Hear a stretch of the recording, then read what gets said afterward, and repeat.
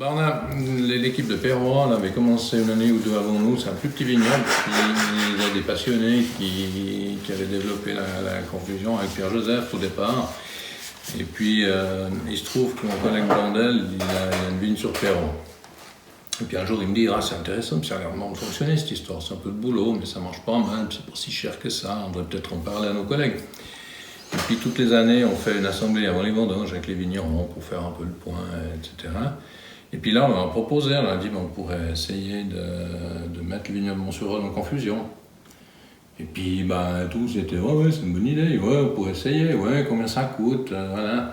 Faites-moi un projet, puis débrouillez-vous. Donc ils nous ont poussé, et puis après les vendanges, on s'est attelé à ça. Puis on a pris le temps l'hiver de cartographier les surfaces, de faire nos secteurs et tout, puis de reconvoquer les vignerons au printemps pour leur dire voilà, ça va vous coûter tant. Et puis départ. On va dire, on doit être dans les 35, mais avec chacun un ouvrier ou deux, et puis on se donne un coup de main. Et puis on a aussi des vignerons, des appellations Tarténien, Perrois, Féchy, qui tout d'un coup ont une vigne à Montsurol, qui viennent aussi, et vice-versa d'ailleurs. Une fois qu'on a pu prouver les résultats, il a fallu rediscuter un petit peu, puis après on a eu pas mal de discussions. On fait quand même chaque année une petite assemblée pour discuter quel type de diffuseur on va utiliser, quelle densité on va poser, et puis s'il y a des changements à faire sur l'organisation. Puis ce qui est formidable avec ça, c'est que ça nous oblige à bosser ensemble. Et moi je trouve que c'est bien de se voir une fois de temps en temps, ça permet d'échanger. Quand on fait la pause, moi je ne suis pas responsable d'un secteur parce que je suis responsable du tout, mais on va donner un coup de main ici ou là. C'est bonheur d'aller se promener dans les vignes des autres, on voit des choses, quoi. Alors ça, au départ, c'était super important d'avoir des conseils pour nous dire comment on doit faire, comment on doit s'organiser. Après, on a mis la logistique en place. Les premières choses qu'on a fait, c'est de prendre rendez-vous avec Pierre-Joseph, puis d'aller discuter comment ça se passait, etc. Puis lui, il était déjà impliqué avec Perrois, avec Yvorne, je crois que c'était un peu les premiers. Hein. Oui. Et puis c'était... Claude Marin, on avait commencé au début. Et puis eux, ça les intéressait aussi d'avoir des grands secteurs pour voir comment ça évoluait. Parce que le système, c'est un truc un peu fou quand même, de penser que ça fonctionne.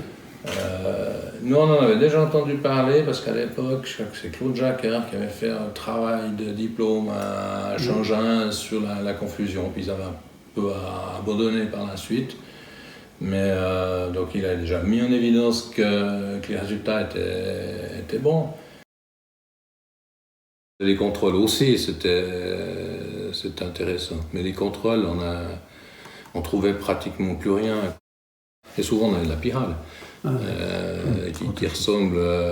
mais ça, je pense que quand on faisait des insecticides, on tuait les pyrales avec le même type de produit.